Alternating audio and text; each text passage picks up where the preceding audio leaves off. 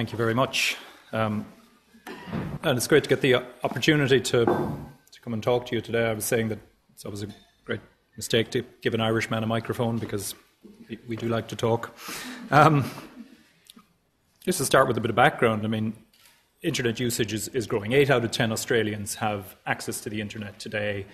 Worldwide, we're heading for 2 billion people who have access to the internet. And it's something that a lot of us, or perhaps all of us in this room, will use every day. But I think it's worth taking some time at the start just to look at the origins of the internet, but more specifically, its nature. And the origins of the internet, as is widely known, began with US government research in the 1960s. And this was to look at fault-tolerant distributed communications networks, basically built to withstand nuclear war. And that built in certain technical characteristics which have proved to be very important. When we roll forward some 50 years to today, we've got a pretty unique communications and information platform.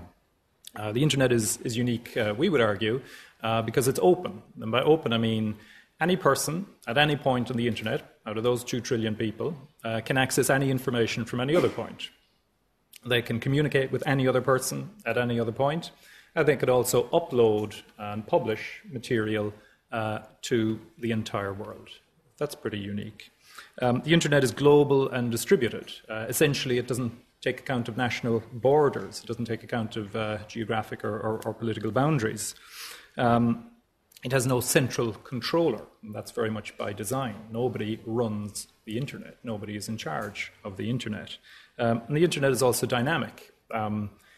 It's constantly changing. If I'm up here talking to you for 20 minutes, well, first of all, the bell will ring. But secondly, there'll be some significant changes. There will be 400 hours of video uploaded onto YouTube in 20 minutes that I'm standing here. There will be 1 million tweets, and about 5 million words will be uploaded onto Google's Blogger platform. So very, very, very dynamic. And we would say that these characteristics, the openness, the dynamism, the distributed nature, set the internet apart from other communications platforms. And these characteristics have triggered a wave of innovation and access to information that is unprecedented. And to put it more in terms of the impact on our lives, the internet gives us access to information. There are loads of examples. I'm sure you can think of many. Look at something like Wikipedia, a vast online resource developed by the free time and input of millions of people. Something I think quite unique. The internet changes how we interact. It's become the most popular means for Australians to engage with their government. And it also impacts positively on economies. Some interesting research from Access Economics, which says that if Australia adopts high-speed internet and smart technology, we'll see something like 70,000 jobs and an increase in the economy of 1.5%. So that's pretty significant. So truly then, we would say the internet has changed our society and for the better. Well, what's the relevance in terms of human rights? We would say that the internet is the best friend that free speech has had in a long, long time, if not the best friend it ever had. For the first time, people around the world can express their opinions to the world without having to ask anybody's permission, and indeed without having to pay for the pleasure of doing that. Now, of course, the internet means a proliferation of opinions, and we've all had the experience of going online and seeing plenty of things we like and plenty of things we don't like. We see things that appall us. But with something like 2 trillion pages on the internet, there's room for everything. I think we should encourage that boom in free expression. And now we're starting to see the internet, access to the internet, move beyond, if you like, a technology must-have for people to something more fundamental. Recently, for example, Finland became the first country in the world where access to the internet has become a legal right.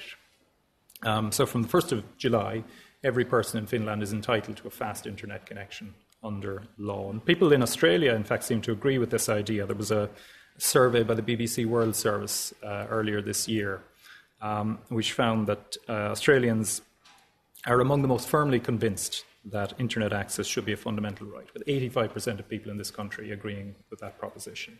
So I think that's a pretty powerful point of view.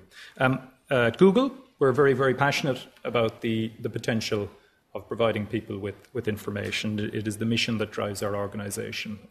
Google has been around about 10 years, and when the founders of Google, Larry Page and Sergey Brin, were starting this organization, they framed an extremely ambitious mission. That was to organize the world's information and make it universally accessible and useful. That's the ambition of youth, I suppose. But this mission is built on the fundamental belief that more information means more choice, more freedom, and ultimately more power for individuals. And that is still today the mission that drives our organization. But of course, not everyone is so positive about this widespread availability of information and communications. And there's two things. The growing popularity of the internet and its open nature really presents a challenge to many organizations and governments around the world who are used to restricting and controlling. And they've responded in the time-honored fashion, some of which John referred to in his talk. Today, censorship of the web is a growing problem. It's from outright blocking of material to court orders limiting access to certain information to laws that require companies to self-censor. There's a combination of measures. The OpenNet initiative estimates that the number of governments that censor the internet has grown from about 4 in 2002 to over 40 today. Very worrying trend. Now, any reasonable person would expect that there have to be some limits to information. For example, child sexual abuse material should have no place anywhere, online or offline. But many of the new restrictions we're seeing go well beyond that. They strike at the heart of the open internet, and indeed they violate Article 19 of the Universal Declaration of Human Rights, which says that everybody has the right to freedom of expression and opinion, and that should include the right to seek, receive and impart information through any media.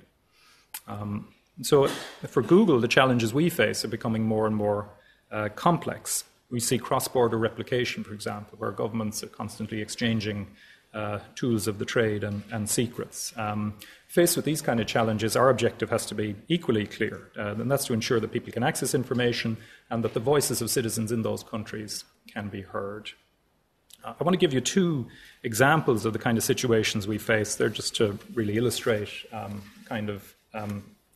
challenges, I suppose, that we deal with. First of all, with Turkey, for about the last year more, YouTube has been continually disrupted and blocked in Turkey.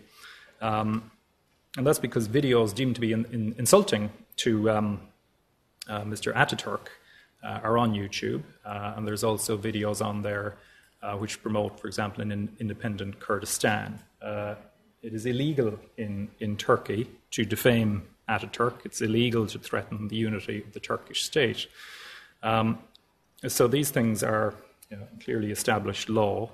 What we aimed to do was to restrict access to those videos for people in Turkey in accordance with the local law in that country. But the courts there have decided that this is not enough. They find it unacceptable that this material would be available globally outside of Turkey.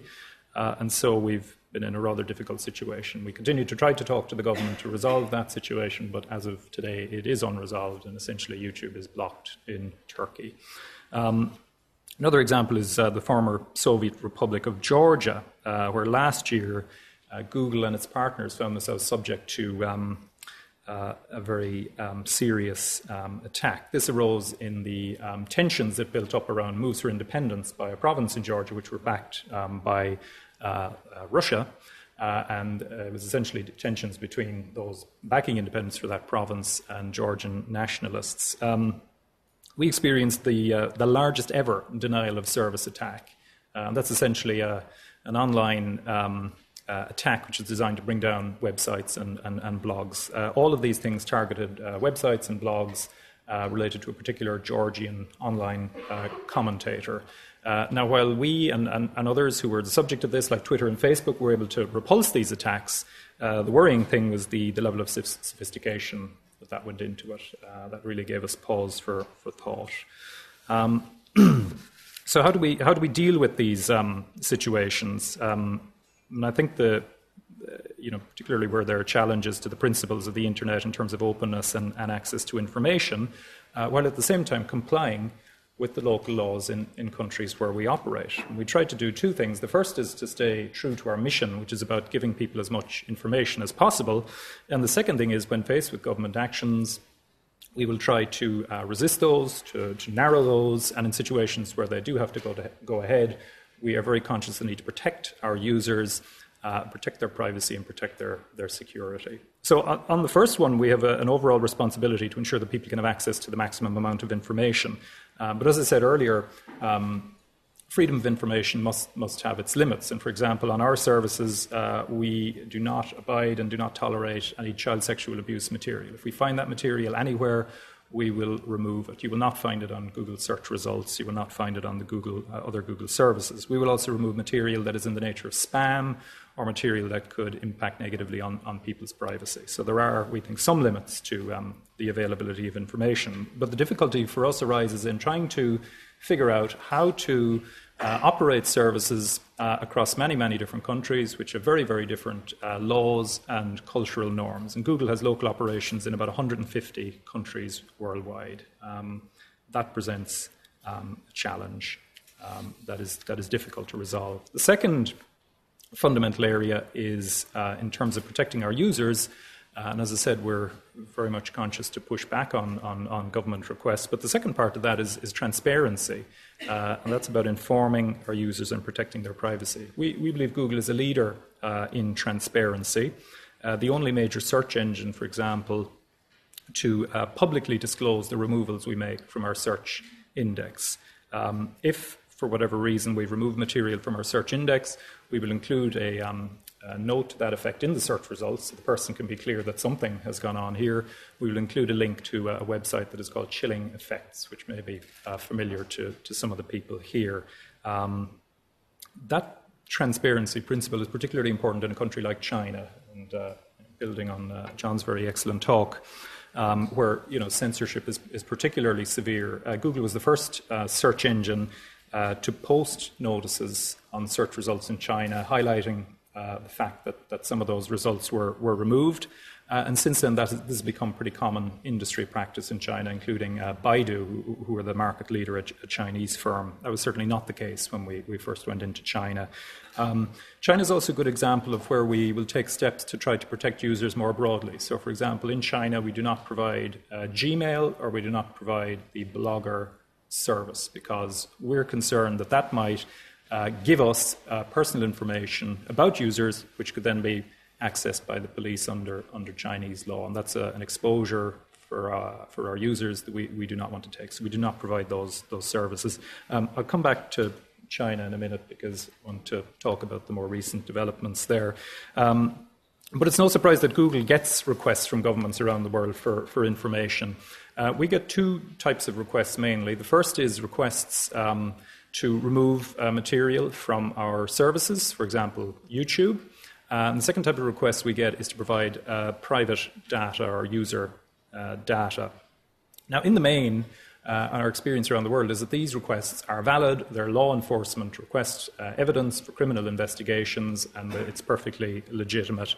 But the issue is that historically, this kind of activity has taken place in the dark. It hasn't been a very transparent type of activity. And our view is that greater transparency will lead to less censorship. So some months back, we launched a tool called the Government Requests Tool, which is a website essentially that shows the number of these requests that we get in different countries around the world.